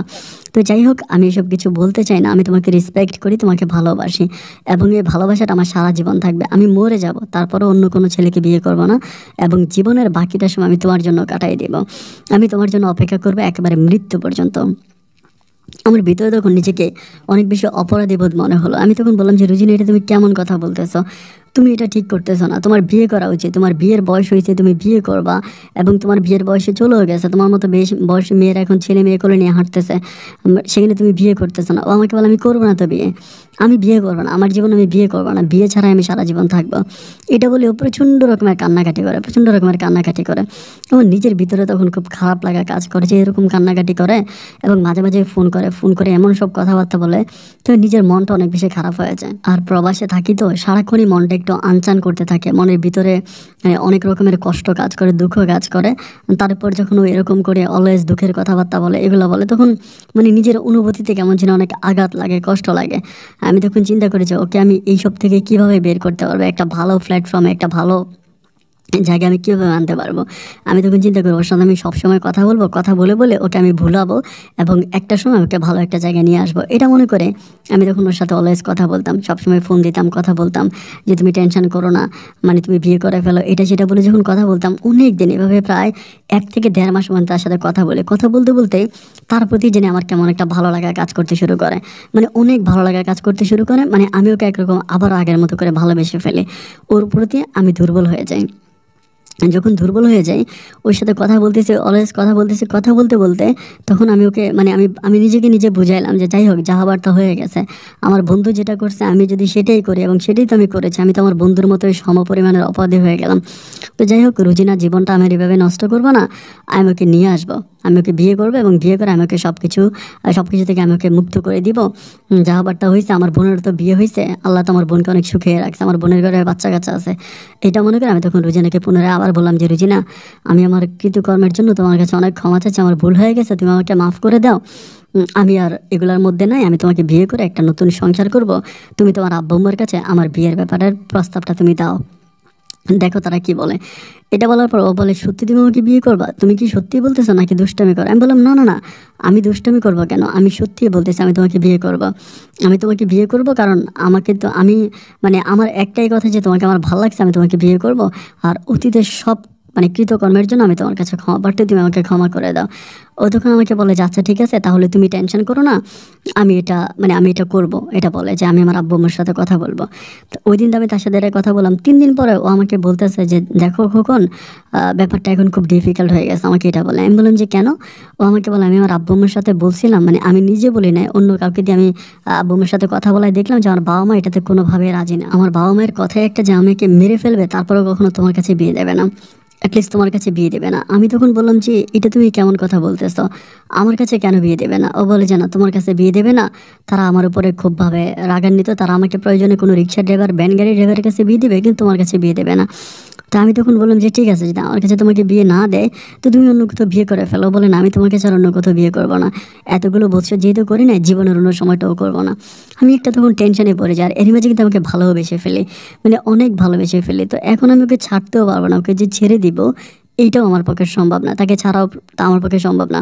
আমি তখন এতটাই মানে খারাপ লাগে, এতটাই কষ্ট লাগে যে কি করব না করব কিছুই বুঝতে পারছি না। অনেক কষ্ট কাজ করে, বুকের ভিতরে অনেক ব্যথা হয় ওর জন্য, খাইতে পারি না, ঘুমাইতে পারি না, ঠিকমতো কাজ করতে পারি না, নিজে অনেকটা টেনশনে পড়ে যাই। এরকম টেনশনে পড়তে পড়তে একটা ইন্ডিয়ান ভাই আমার থাকে, তো ইন্ডিয়ান ওই ভাইটা আমাকে একদিন বুদ্ধি দেয় যে ভাই শোনো, এখন যা হবার তা তো হয়েই গেছে, এই মেয়ে তো আর মেয়ের বাবা মা তো তোমার কাছে বিয়ে দেবেন, এটা তো সত্য কথা, যেহেতু মেয়ের লাইফে তুমি এত বড় একটা ঘটনা ঘটাইছো। আর এই মেয়েকে যে তুমি তোমার বাবা মাকে বলে, তোমার বাবা মা তো রাজি হবে না। আমি কিন্তু আমার বাবাকেও বলি নাই, মাকেও বলি নাই। আমার বাবা কিন্তু ওই সময় বাংলাদেশে চলে গেছিলো, বাবা বাংলাদেশে থাকতো। তো আমি তখন চিন্তা করতেছি যে আমি তখন কী করলাম, ওর কথা মতো আমি তখন আমার আব্বা আম্মার একটু ইঙ্গিত দিলাম, অন্য মারফতে অ্যাঙ্গেলে ইঙ্গিত দেওয়ার পর দেখলাম যে না, আমার বাবা মায়েরও খুব নেগেটিভ না, তারা কোনোভাবেই রোজিনাকে আমাকে বিয়ে করাবে না। আব্বা আম্মা তখন পুরোপুরি নেগেটিভে। তো আমার এই বন্ধু আমার বলতেছে একটা কাজ করো, মেয়ে যদি তোমার জন্য লাইফে এত বড় স্যাক্রিফাইস করছে, এর মতো ভালো মেয়ে তুমি জীবনে আর পাইবা না। এই মেয়ে তোমাকে অনেক ভালোবাসে, এই মেয়ে তোমাকে অনেক ভালোবাসে, এবং এই মেয়ের মনে কষ্ট দিলে আল্লাহ তোমার কোনোদিন ক্ষমা করবো না, তুমি কখনো আল্লাহর কাছেও শান্তি পাবা না, তুমি সারাটা জীবন তোমাকে দুঃখে দুঃখে মরতে হবে, তুমি সারাটা জীবন দুঃখে দুঃখে কাটবা, এবং তুমি জীবনে কখনো শান্তি পাবা না। আমাকে এটা বলতেছে। তো আমি বললাম যে রে ভাই, আমি অপরাধটা কোথায় করলাম, মানে আমি তো এখন নিজেই পুরো সংকটে পড়ে গেলাম, বিপদে পড়ে গেলাম। মানে পরে আমাকে বলতেছে একটা কাজ করো, তুমি যদি মেয়েটাকে এতই ভালোবাসো আর মেয়েটাও তোমাকে এতটাই ভালোবাসে, তোমরা যেহেতু দুজনের প্রতি এতই মিষ্টি প্রেমের সম্পর্ক, তুমি একটা কাজ করো, তুমি হচ্ছে মেয়েটাকে সৌদি আরবে নিয়ে আসো, তারা পাসপোর্ট করে তুমি সৌদি আরবে নিয়ে আসো। আমার ইন্ডিয়ান বন্ধু আমাকে বলতেছে। তো আমি তখন বললাম যেহেতু কথাটা খারাপ বলে নাই। তো এরপর দিন আমি রুজিনার সাথে কথা বলি, রুজিনাকে বলি রুজিনা, আমার একটা ইন্ডিয়ান বন্ধু এমন এমন বুদ্ধি দিল, এখন তোমার কাছে এটা কেমন লাগে? মানে আমি তো আর তোমার এইভাবে আনতে পারবো না, বা মানে তুমি তো আর আমাকে এইভাবে পারিবারিকভাবে আমাদের বিয়েটা হবে না, সম্পর্কটা হবে না, এখন আমি এটা এইভাবে করতে চাই, তোমার কাছে কি মনে হয়? ও বলে আচ্ছা ঠিক আছে, তোমার বন্ধু যেটা বলছো তো খারাপ বলে নাই, তাহলে এই প্রস্তাবে আমি রাজি আছি, তুমি হচ্ছে সব কিছু ব্যবস্থা করো। আমি বললাম ওকে ফাইন, ঠিক আছে। পরে আমি কি করলাম, ওকে পাসপোর্ট করার জন্য টাকা পাঠাইলাম, ও তখন গোপনে গোপনে পাসপোর্টের কাজটা কমপ্লিট করলো, গোপনে গোপনে পাসপোর্টের কাজ কমপ্লিট করলো, এবং পাসপোর্টের কাজ কমপ্লিট হওয়ার পরে দেন ও হচ্ছে মানে আমি যত যা করা দরকার সব কিছু আমি সৌদি আরব থেকে সব ঠিক করলাম, এবং একটা মানে আরবিকের বাড়ির কাজের মেয়ে, মানে যেটা বলে হাউসমেট, ওই হাউসমেটের একটা ভিসা আমি তার জন্য বের করলাম, করে দেন ওই ভিসা আমি তাকে মোটামুটি সব কিছু ডকুমেন্ট ঠিক করে তাকে আমি নিয়ে আসলাম। ও কাউকে কোনো কিছু না বলেই চলে আসছে, মানে ওর বান্ধবীর বিয়ে এই কথা বলে ও তখন বাড়ি থেকে বের হয়ে ও তখন ঢাকা হয়ে আমার কাছে চলে আসছে সৌদি আরবে। আমার কাছে আসার পরে আমি ওর ভাইকে ফোন করছি, মানে রাজীবকে ফোন করে বললাম যে দেখ রাজীব, এমন এমন ঘটনা, এখন আমি তো আর তোর মতো বেমানি করতে পারলাম না, তোর বোনের জীবনটা নষ্ট করলাম না, আমি ওরা আমার কাছে নিয়ে এসেছি। রাজীব তখন আমার উপরে খুব রাগান্বিত, হ্যাঁ তুই কোন সাহসে আমার বোনকে নিয়ে গেলি, আমার বোনকে তোর এত বড় সাহস কোত্থেকে হলো? মানে আমাকে খুব গালাগালি, আমার বাবা মাকে গালাগালি করে। মানে ওর ভিতরে তারপরেও কোনো মানে ওই যে মানে সুক্রিয়া বলতে একটা শব্দ নাই, যে আমি ওর বোনের জন্য এত কিছু করলাম, মানে ও আমাকে বলবে যে ঠিক আছে বা কিছু একটা না, ও তখনও খুব মিসবিহেভে করতেছে, একরকম খারাপ ব্যবহারে করতেছে। তো করুক, ওর আসলে চরিত্রটাই এমন, ও এরকম করবে এটা আমি জানি, যার জন্য আমি ওকে আর মানে কোনো কিছু বলি না, যা তোর মুখ থেকে যা আসে ও তাই বলতেছে, ও করুক গা, আমি আর কিছু বলতেছি না। তো এইভাবেই সময়গুলো কাটতেছে। যাই হোক, এভাবে সময়গুলো কাটতে কাটতে আরও প্রায় এখানে অনেকগুলো দিন কেটে গেল। এভাবেই হচ্ছে আমার সাথে থাকতেছে, প্রায় 8 মাসের মতো আমার সাথে থাকে সৌদি আরবে। অ্যান্ড সৌদি আরবে আসার পরে কিন্তু আমরা কিন্তু বিয়ে করি, আমাদের মানে বিয়ে শাদীর কাজ কমপ্লিট হয়, আমরা বিয়ে করি। বিয়ে করার পরের কথাগুলো আমি বলতেছি। পরে ও মানে 8 মাস পরে ওর মা, মানে ওর মায়ের মারাত্মক একটা রোগ ধরা খায়, মানে ওর মায়ের হচ্ছে মানে ওই যে খাদ্যনালীতে কি যেন একটা সমস্যা দেখা দেয়।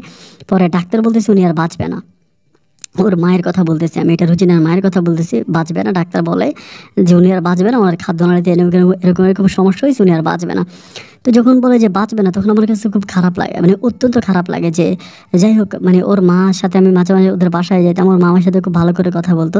তখন কিন্তু আমার এই সম্পর্কটা ওর বাবা মা মেনে নিয়েছে, রাজীবেরা বাবা মা, মানে ফোনে আমার সাথে কথা বলতো যে যা হবার তা হয়েছে বাদ দাও, উনি কিন্তু খুব ভালো করে মেনে নিয়েছে, রাজীবের বাবা মা মেনে নিয়েছে। তো মেনে নেওয়ার পরে তো আমার তো আর কোনো সমস্যা নাই। যখন উনি অসুস্থ হইলো, তখন আমার বউ আমারে বলতেছে আমি দেশে যাবো, অ্যান্ড তখন কিন্তু বাচ্চা কনসেপ্ট করছে। বাচ্চা কনসেপ্ট করার পরে বলে আমি দেশে যাবো, আমি একটু মাকে দেখে আসবো, এটা বলে।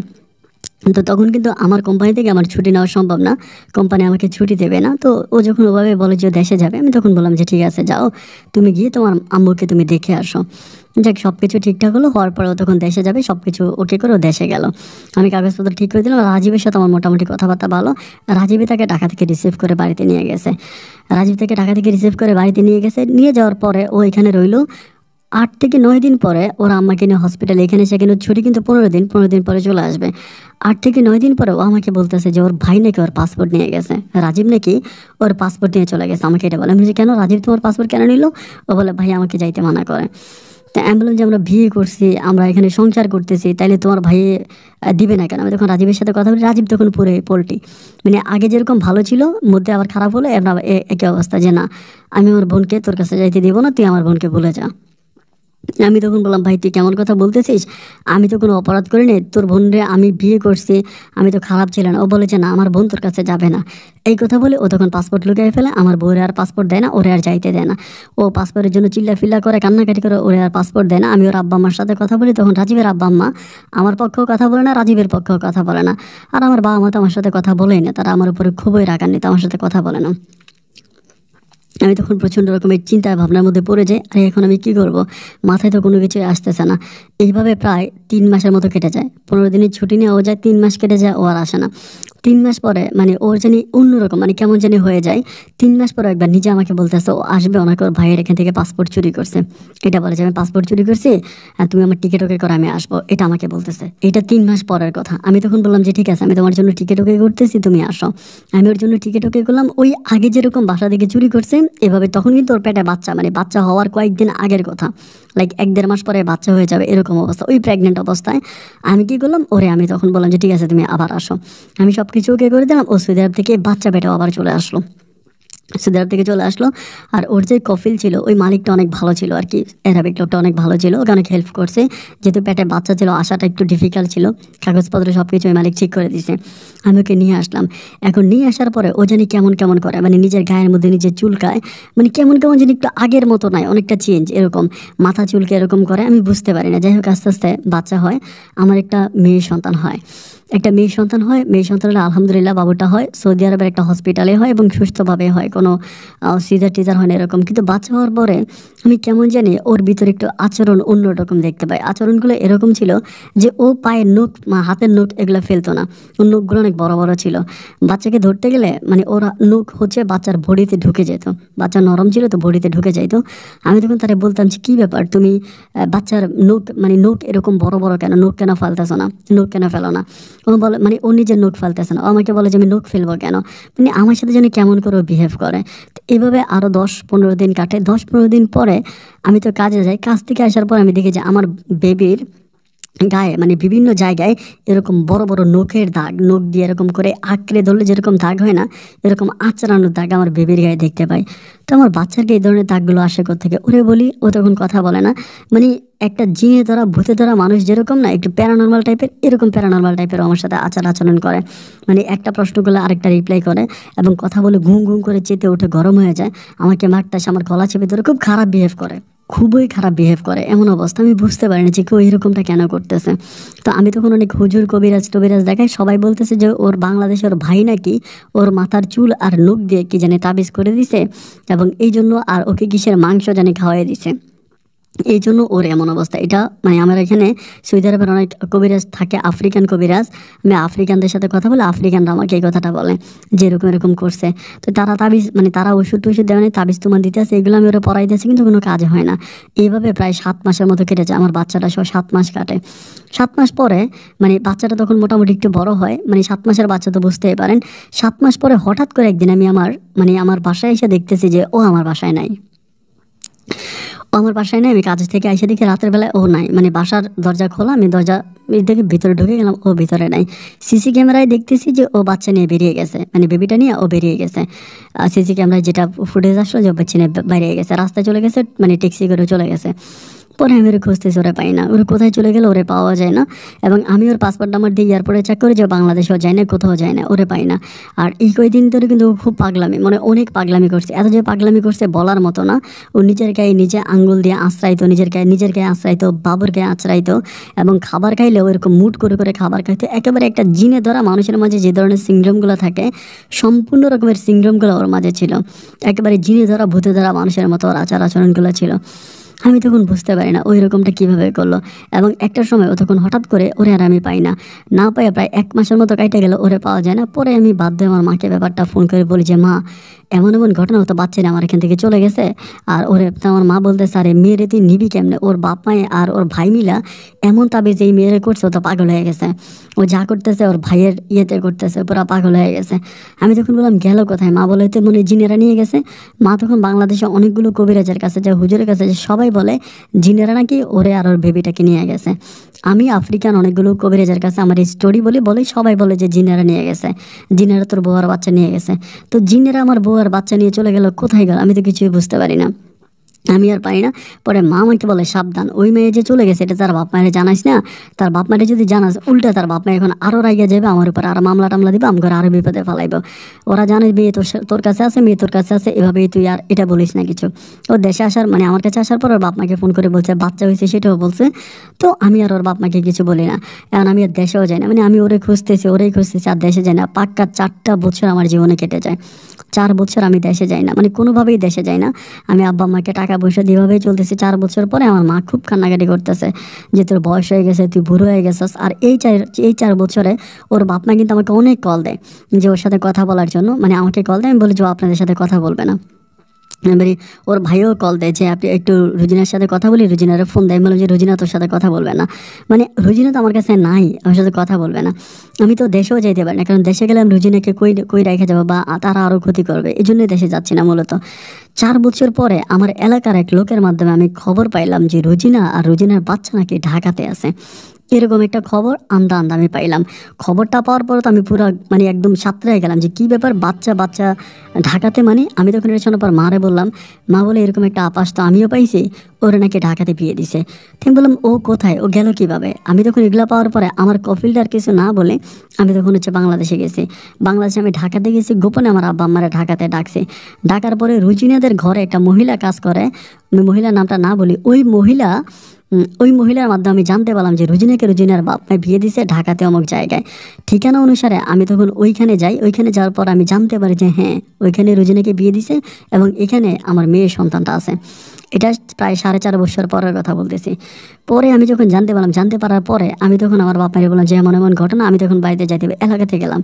এলাকাতে যাওয়ার পরে একটা বারের জন্য রুজিনার বাবা মা আমার সাথে কোনো কথা বলে না, মানে আমার কিছুই বলে না যে আমার মেয়ে কোথায় বা নাতিন কোথায়, এগুলো কিছুই বলে না। তারা তো তাদের মতো করে তাদের মেয়েকে তারা রাখছে। আমি আবার আস্তে আস্তে করে দেখলাম যে আমাকে তো পুরো ইউজ করা হইতেছে। অনেক দিন পরে আমি তখন আর সৌদি আরবে আসি না, বাংলাদেশে থাকি। প্রায় 4 মাস পরে আমি সুযোগ খুঁজে একভাবে রুজিনাকে পাই, ঢাকারই একটা জায়গায় পাই, ওই শ্বশুর মানে যেখানে বিয়ে দিচ্ছে ওইখানেই। পাওয়ার পর আমি ওরা একটা মার্কেটের মধ্যে পাই। আমি তখন ওর সামনে গিয়ে তারাই বলতেছে রুজিনা দাঁড়াও, তোমার সাথে আমার কথা আছে। ও আমার দিকে তাকায় না, মানে উপরের দিকে মাথা উঠে তাকায় না। আমি তখন বললাম রুজিনা আমার দিকে তাকাও, তোমার সাথে আমার কথা আছে, তুমি এদিকে তাকাও। ও তখন বলে যে কি? আমি বললাম যে তুমি আমার সাথে এত বড় বেইমানি করলা, তুমি এখনো আইনত আমার বউ, আমাদের সাথে ডিভোর্স হয় নাই, তুমি আমার সাথে এত বড় বেইমানি করলা, তুমি আমাকে ছেড়ে চলে আসলা। তর্কাতর্কি একটা পর যাও, ও তখন চিৎকার দিয়ে ওঠে। আশেপাশে অনেক মানুষ আছে, আমার বলে যে ভাই কি হয়েছে? আমি বললাম যে আমার বউ আমার না বললে অন্য কোথাও বিয়ে করে ফেলছে। তখন অনেকে অনেক ভিডিও করছে, এই ভিডিওটা হয়তো ফেসবুকে এখনও আছে, অনেকগুলো ফেসের মধ্যে ভিডিওটা ছাড়া হয়েছে, আমি দেখছি। আমি বললাম আমি সৌদি আরবে, আমার না বললে আমার বউ সৌদি আরব থেকে চলে আসছে, আইসা হচ্ছে আরেক লোকের বিয়ে করে ফেলছে। এটা নিয়ে আমি মানুষের সাথে কথাবার্তা বলতেছি, ও তখন পিছন থেকে চলে গেছে। এরপর থেকে আমি পাক্কা প্রায় আজকে 1.5 বছরের মতো খালি ঘুরি, ওরে আর আমি পাই না। ও থেকে এখান থেকে বেরো হয় না, ভিতরেই থাকে, মানে ঘরের বাইরেও আর আসে না, ওর এলাকাতেও আসে না। ওর বাপ মায় ওইখানে গিয়ে ওর সাথে দেখা করে আসে, রাজীব ওইখানে গিয়ে ওর সাথে দেখা করে আসে। ও আর আমার কোনো খোঁজখবর নেয় না, মানে আমার কাছে ও আর আসেই না, আমি ওরে পাই না। মানে এমন যে ঘটনাটা ঘটে গেল যে ওর আর কোনো ছায়া আমার কাছে পাওয়া যায় না। এভাবে প্রায় আজকে আমার লাইফে 3টা বছর কেটে গেছে। এই 3 বছর আমি শুধু ঢাকাতে, ওরা আজকে এখানে ভাড়া থাকে, কালকে ওখানে ভাড়া থাকে, আমি শুধু ওর পিছনে গুলি 3 বছর আমি একটা বার ওরে পাই নাই যে ওর সামনে আমি আবার দাঁড়ায় কথা বলবো। আজ আমি আপন ভাই আপনার কাছে আমার এই গল্পটা লিখে পাঠাইলাম। আমার কারণ একটাই, আমি শুধু একটা ব্যাপারে জানতে চাই। এত কষ্ট করে পুরোটা গল্প লিখছি, আপনি আমাকে খালি একটা সমাধান দিবেন। আমার কেউ বলে তারা নাকি জিনেরা সৌদি আরব থেকে নিয়ে আসছে, আবার কেউ বলে তার ভাই তারে বুঝিয়ে সৌদি আরব থেকে নিয়ে আসছে, আবার কিছু মানুষ বলে সে নাকি নিজের ইচ্ছায় সৌদি আরব থেকে চলে আসছে। আসলে ভাই সেই সৌদি আরব থেকে আসলো কেন? আর সেই সৌদি আরবে যাওয়ার পর যে পাগলামিগুলো করলো, জিনের কারণগুলো করলো, এগুলো কি আসলেই জিনের কোনো ঘটনা ছিল নাকি এগুলো সে অভিনয় করলো? মানে আমি কিছুই বুঝতে পারি না। এই প্রশ্নগুলো প্রতিটা রাত্রে আমাকে ঘুমাইতে দেয় না। যে লাস্ট আজকে প্রায় কতগুলো দিন আমি ঘুমাই না আমি জানি না। আমি রাত জেগে আপনার স্টোরিগুলো শুনি এবং আমার জীবনের একটা সমাধান আমি আপনার কাছে চাই।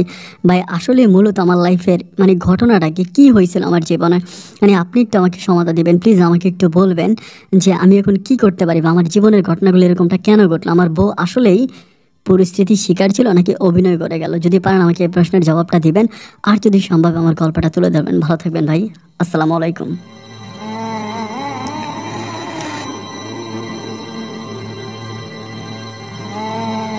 সুপ্রিয় বন্ধুগণ, সবাইকে অনেক বেশি ধন্যবাদ এতক্ষণ পর্যন্ত পাবনার ছেলে খোকনের জীবনের বাস্তব গল্পটা শুরু থেকে শেষ পর্যন্ত আমার মুখ থেকে শোনার জন্য। আচ্ছা, এই গল্পের প্রসঙ্গে অনেকগুলো প্রশ্ন আছে। প্রথমত খোকন ভাই প্রশ্ন করলো যে তার বউ আসলে কি পরিস্থিতির শিকার ছিল নাকি ইচ্ছে করেই সন্তান নিয়ে চলে গেল, নাকি ভূতের কোনো কারণ ছিল। আসলে আমার কাছে পুরো ব্যাপারটা একটু কনফিউশন মনে হয়। খোকন ভাইয়ের সাথে যখন কথা আমি জিজ্ঞেস করেছিলাম যে আপনি কি আপনার বউকে কোনো টাকা পয়সা দিয়েছিলেন, উনি বলে যে না, কোনো টাকা দেয়নি। তার বউ তার কাছ থেকে কোনো টাকা পয়সা নেয় না। যদি টাকা পয়সা নাই নিবে, একটা জিনিস বুঝতাম যে হয়তো টাকা পয়সা নিয়ে গেছে, এই জন্য হয়তো পালায় গেছে এইটা। কিন্তু টাকা পয়সাও নিল না, কোনো কিছুই নিল না, এরকম কাহিনী করলো, নিজের ইচ্ছায় গেলো, আবার নিজের ইচ্ছায় চলে আসলো, আবার অন্য কাউকে বিয়ে করলো। মানে পুরোটা ব্যাপারে আমার কাছে জানি কেমন মনে হচ্ছে। মানে আমি আসলে বুঝতে পারতেছি না যে মানে রুজিনা কেন এই কাজগুলো করলো। সে তো ইচ্ছে করেই অনেক বছর বিয়েও বসলো না। খোকনের চেয়ে আরো ভালো ভালো প্রপোজাল আসলো, সেখানেও সে রাজি হলো না। সে খোকনকেই বিয়ে করলো, খোকনের কাছেই গেল। নাকি তার ভাইয়ের, অনেকে আবার মানে আমাকে খোকন ভাই এটাও বলে যে ভাই নাকি তার ভাইয়ের পক্ষ নিয়ে আমার উপরে প্রতিশোধ নিল। এমনও হতে পারে যে তার ভাই তাকে আমাকে আমার উপর প্রতিশোধ নেওয়া হইলো, এমনটাও তো হতে পারে। অ্যাকচুয়ালি আমি আসলে বুঝতে পারতেছি না যে মূলত এই রুচির এই ঘটনাগুলো কেন ঘটালো। বন্ধুরা, এটার কোনো সঠিক উত্তর আমার কাছে নাই। যদি আপনার কাছে থেকে থাকে আপনার কমেন্ট বক্সে লিখবেন, লিখলে হয়তো খোকন একটু উপকৃত হবে। সে তার জীবনের একটা কুল খুঁজে পাবে, যেটা নিয়ে সে প্রতিটা রাত, তার সে যেটা লিখলো যে একটা রাতও সে ঘুমাইতে পারে না, প্রত্যেকটা রাত সে জাস্ট এটাই টেনশন করে যে কেন তার বউ এটা করলো, এটার পিছনে মূল দোষটা আসলে কার ছিল। তো খোকন ভাই এখন বিয়ে করে না, অবিবাহিত অবস্থায় আছে, খুব কষ্টে দিন কাটাচ্ছে। রুজিনার বিয়ে হয়েছে, ওখানেও নাকি তার একটা ছেলে সন্তান আছে এবং রাজীবও সংসার করতেছে। তার খোকন ভাইয়ের বোন, তিনিও সংসার করতেছে। কিন্তু মধ্যে থেকে খোকন ভাইয়ের জীবনটা আজকে সম্পূর্ণ নষ্ট। বন্ধুরা, কথা বললে অনেক কিছু বলা হয়, কথার মানে মুখ থেকে বেরো হচ্ছে না। শুধু একটা কথাই বলবো, আমি বারবার আপনাদেরকে বলি যে ক্ষমা করে দেন। ক্ষমা করে দিলে লাইফ অনেক ভালো থাকবেন। খোকন ভাই ক্ষমা করতে পারে নাই, সারাটাক্ষণ প্রতিশোধের পিছনে ছুটেছে এবং প্রতিশোধ নিতে নিতে মূলত সে কিন্তু নিজের উপরেই প্রতিশোধ নিল। এই গল্পটা তারই আর একটা জ্বলন্ত প্রমাণ হয়ে রয়ে গেল। তাই আজ থেকে একটা জিনিস মনে রাখবেন যে ক্ষমা করবেন। ক্ষমা করে দিলে আপনিও ভালো থাকবেন, নিজেকে নিজে শান্তিতে রাখতে পারবেন।